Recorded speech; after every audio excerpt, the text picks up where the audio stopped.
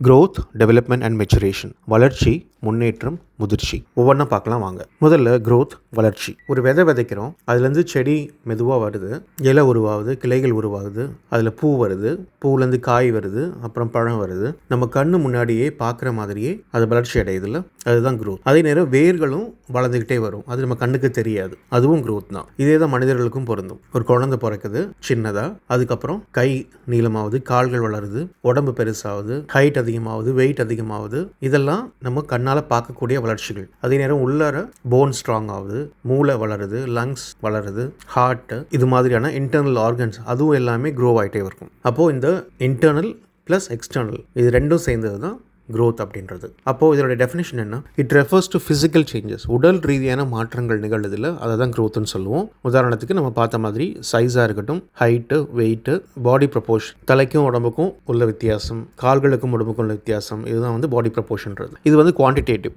அதாவது நம்மளால் மெஷர் பண்ண முடியும், அளவிடக்கூடியது. ஹைட்டாக இவ்வளோ சென்டிமீட்டர் வளர்ந்துருக்கான்னு சொல்ல முடியும், வெயிட்டாக இத்தனை கேஜி இன்க்ரீஸ் இருக்காங்கன்னு சொல்ல முடியும். இது மாதிரி க்ரோத்தை அளக்க முடியும், ஏதாவது ஒரு யூனிட்டில் சொல்ல முடியும், சென்டிமீட்டராவோ கிலோகிராமாவோ அதை சொல்ல முடியும். குவான்டிடேட்டிவ்ல என்ன அட்வான்டேஜ்னா கம்பேர் பண்ணலாம். இந்த பையன் ஹைட்டாக இருக்கானா இல்லை இன்னொரு பையன் ஹைட்டாக இருக்கானா, இந்த பையன் வெயிட்டாக இருக்கானா இன்னொரு பையன் வெயிட்டாக இருக்கானா, இதுதான் க்ரோத் அப்படின்றது. அடுத்தது டெவலப்மெண்ட், முன்னேற்றம். இதில் ஒரு 6 வகையான டெவலப்மெண்ட் இருக்குது. மொதல் பார்த்தா ஃபிசிக்கல், உடல் ரீதியான.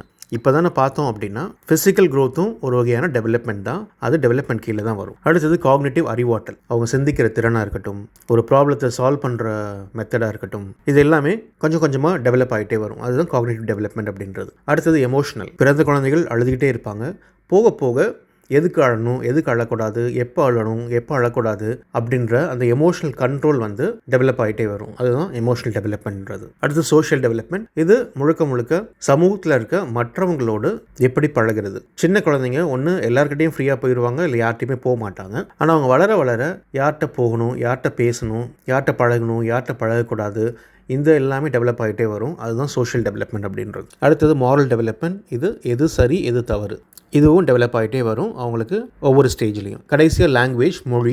ஆரம்பத்தில் புரியாத மாதிரி பேசுகிற குழந்தைகள் போக போக தெளிவாக வார்த்தைகளாக பேச ஆரம்பிப்பாங்க, அதுதான் லாங்குவேஜ் டெவலப்மெண்ட் அப்படின்றது. அப்போது டெவலப்மெண்ட்டோட மீனிங் என்ன? It refers to overall changes, ஒருத்தட்ட இருக்கிற ஒட்டுமொத்த மாற்றங்கள். இதில் physical, cognitive, emotional, social, moral and language. ஒருத்தருடைய பர்சனாலிட்டியை மாற்றுறதும் இந்த டெவலப்மெண்ட் தான் அப்படின்னு சொல்லலாம். இது குவாலிட்டேட்டிவ், அளக்க முடியாது, தரநிலைன்னு சொல்லுவாங்க. உங்கள் குழந்தைக்கு எவ்வளோ அறிவு இருக்குது, என்னோட குழந்தைக்கு எவ்வளோ அறிவு இருக்குது அப்படின்னு கம்பேர் பண்ண முடியாது. என் குழந்தை ஸ்மார்ட்னு சொல்லிக்குவோம், இல்லை உங்கள் குழந்தை ஸ்மார்ட்னு சொல்லிக்கலாம், ஆனால் இவ்வளோ ஸ்மார்ட்னு சொல்ல முடியாது. என் குழந்தை எல்லாருக்கூடையும் நல்லா பழகுவா அப்படின்னு சொல்லிக்கலாம், இல்லை என் குழந்தை யார்ட்டுமே போக மாட்டேங்கிறான்னு சொல்லிக்கலாம், ஆனால் எவ்வளோ பழகுவாங்க, எவ்வளோ போக மாட்டேங்கிறாங்க அப்படின்னு மெஷர் பண்ணி சொல்ல முடியாது. ஸோ அப்போ அந்த டெவலப்மெண்ட் சம்மந்தப்பட்ட விஷயங்கள் எல்லாமே குவாலிட்டேட்டிவ், அளக்க முடியாது. ஒரு விஷயம் நல்லா பண்ணுறாங்க, நல்லா பண்ணலை, ஒரு ஸ்கில் அவங்களுக்கு வருது வரல, ஓரளவுக்கு மெச்சூரிட்டி அவங்களுக்கு இருக்குது இல்லை, இப்படி தான் சொல்ல முடியுமே ஒழிய மெஷர் பண்ணி சொல்ல முடியாது. அடுத்து மெச்சுரேஷன் அல்லது முதிர்ச்சி, பக்குவம் அடைதல்னு சொல்லலாம். இது ஒரு குழந்தை பிறக்குது, பிறந்த உடனே அது கையில் ஒரு பென்சிலை கொடுத்து எழுதுன்னு சொல்லுவோமா? சொல்ல மாட்டோம். ஒரு 3-4 வயசு ஆனால் தான் அந்த குழந்தை கையில் பென்சிலை கொடுத்து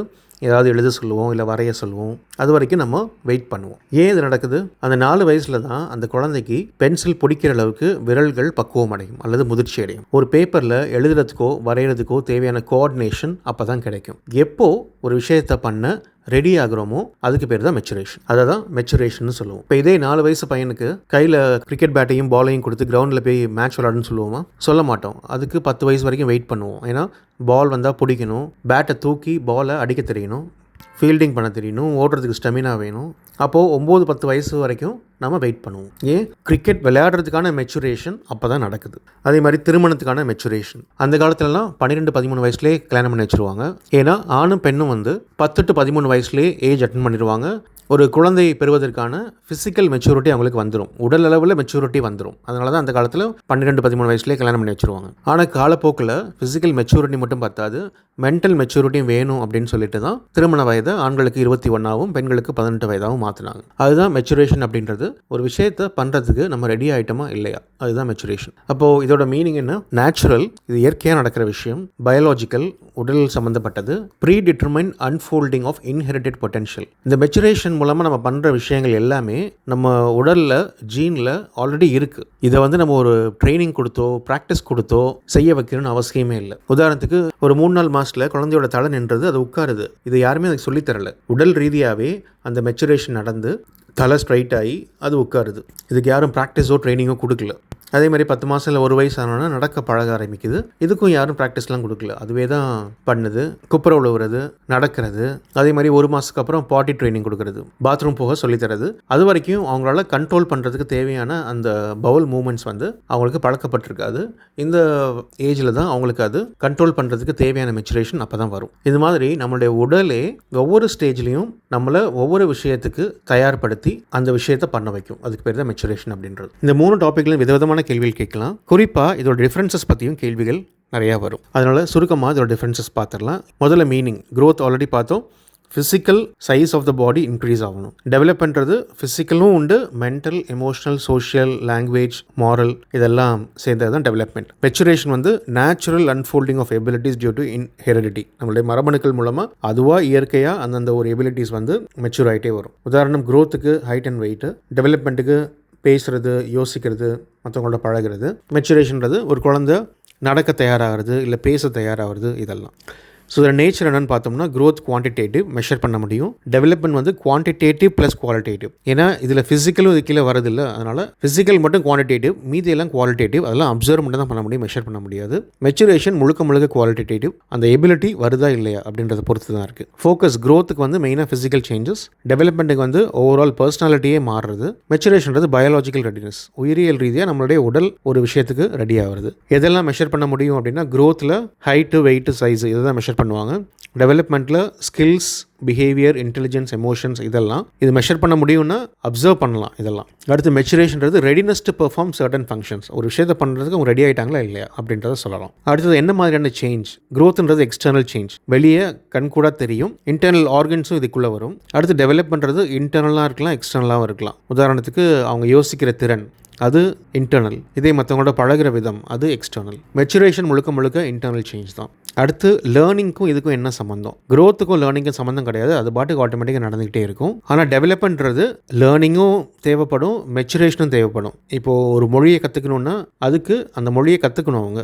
அதே மாதிரி எப்போ பண்ண முடியுமோ அப்போ தான் பண்ண முடியும். ஸோ அப்போ மெச்சுரேஷனும் தேவை, லேர்னிங்கும் தேவை. மெச்சுரேஷனை பொறுத்த வரைக்கும் மோஸ்ட்லி இண்டிபெண்டன்ட் ஆஃப் லேர்னிங். லேர்னிங்க்கு அதுக்கு சம்மந்தம் இல்லை. நம்ம ட்ரைனிங் கொடுக்குறோமோ கொடுக்கலையோ, அந்த குழந்தை ஏதாவது கற்றுக்குதோ இல்லையோ, ஆட்டோமேட்டிக்காக அது நடந்துகிட்டு தான் இருக்கும். அடுத்து கண்டினியூட்டி வந்து க்ரோத் வந்து ஒரு ஏஜுக்கு அப்புறம் ஸ்டாப் ஆயிரும். டெவலப்மெண்ட் நம்மளுடைய கடைசி காலம் வரைக்கும் ஒவ்வொரு ஸ்டேஜ்லையும் தொடர்ந்து வந்துக்கிட்டே இருக்கும். மெச்சுரேஷன் ஒரு ஃபிக்ஸட் சீக்வன்ஸ் ஃபாலோ பண்ணும். 3 மாதமாக தள்ள நிற்கணும், 1 வருஷமாக நடக்க ஆரம்பிக்கணும், இது மாதிரி.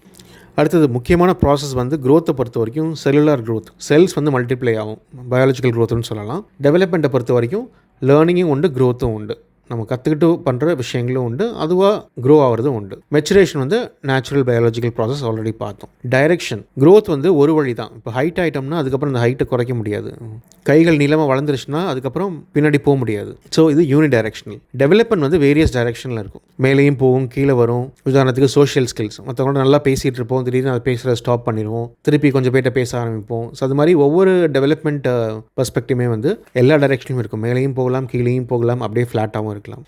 மெச்சுரேஷனும் ஒன் டைரெக்ஷன் தான், அப்போர்ட் மட்டும்தான். குழந்தை தலை நின்றுச்சுன்னா தலை நின்றுச்சு, அதுக்கப்புறம் அதுலேருந்து பேக் போக முடியாது. அடுத்தது ரேட் ஆஃப் சேஞ்ச். அந்த மாற்றத்தோட அளவு எவ்வளோ இருக்கும் அப்படின்னா, க்ரோத் வந்து ரொம்ப ரேப்பிடாக இருக்கும், எஸ்பெஷலி அந்த சைல்ட்ஹுட் ஸ்டேஜில். டெவலப்மெண்ட் வந்து கண்டினியூஸாக நடந்துக்கிட்டே இருக்கும். மெச்சுரேஷன் வந்து ஸ்கெட்யூல்டு, அந்தந்த டைமில் மட்டும்தான் நடக்கும், ஆர்டர்லி, இந்த ஒரு பர்டிகுலர் ஆர்டரில் மட்டும்தான் நடக்கும். அடுத்து என்வாயர்மெண்ட், நம்மளை சூழல் இருக்குல்ல, அதுக்கும் இந்த ஃபேக்டர்ஸ்க்கும் என்ன சம்மந்தம்னு பார்க்கலாம். க்ரோத்தை பொறுத்த வரைக்கும் நம்ம சூழல் எப்படி இருந்தாலும் வளர்ச்சி பாட்டுக்கு நடந்துக்கிட்டே தான் இருக்கும். டெவலப்மெண்ட் அப்படி கிடையாது. நம்மளுடைய சூழலை பொறுத்து தான் அந்த டெவலப்மெண்ட் வந்து நல்லா இருக்கா இல்லை குறைவாக இருக்கா அப்படின்றது முடிவாகும். மெச்சுரேஷனும் என்வாயர்மெண்ட் வந்து பெருசாக ஒன்றும் அஃபெக்ட் பண்ணாது. எந்த மாதிரியான என்வாயர்மெண்ட்டில் இருந்தாலும் மெச்சுரேஷன் பாட்டு நடந்துகிட்டே தான் இருக்கும். அடுத்தது சேஞ்ச் பாசிபிலிட்டி. அதாவது நடந்த ஒரு விஷயத்தை மாற்ற முடியுமா அப்படின்னா, க்ரோத்தை பொறுத்த வரைக்கும் கண்டிப்பாக பெரும்பாலான விஷயங்களை வந்து ரிவர்ஸ் பண்ண முடியாது. ஹைட் ஆகிட்டா அவ்வளோதான், ஹைட் ஆனது தான், ஹைட்டை குறைக்க முடியாது. அது மாதிரி டெவலப்மெண்ட்டில் வந்து ரிவர்ஸ் பண்ணலாம். நம்ம ஆல்ரெடி பார்த்த மாதிரி எல்லாத்துக்கூடையும் நல்லா பேசிகிட்டு இருக்காங்க, அவங்க பேசுகிறத வந்து ஸ்டாப் பண்ணணும் அப்படின்னா ஸ்டாப் பண்ணலாம். நம்ம மெச்சுரேஷனும் மோஸ்ட்லி இர்ரிவர்சிபிள், அதையும் திருப்பி பழைய மாதிரி கொண்டு வர முடியாது. இதுதான் இதுக்குள்ள டிஃப்ரென்ஸ். இதை வச்சே நிறையா கேள்விகள் கேட்கலாம். இதோட தமிழ் வெர்ஷனும் வந்து இங்கே கொடுத்துருக்கோம். நீங்கள் ஒரு தடவை இதை கோ த்ரூ பண்ணிக்கோங்க. அவ்வளோதாங்க இந்த டாபிக்.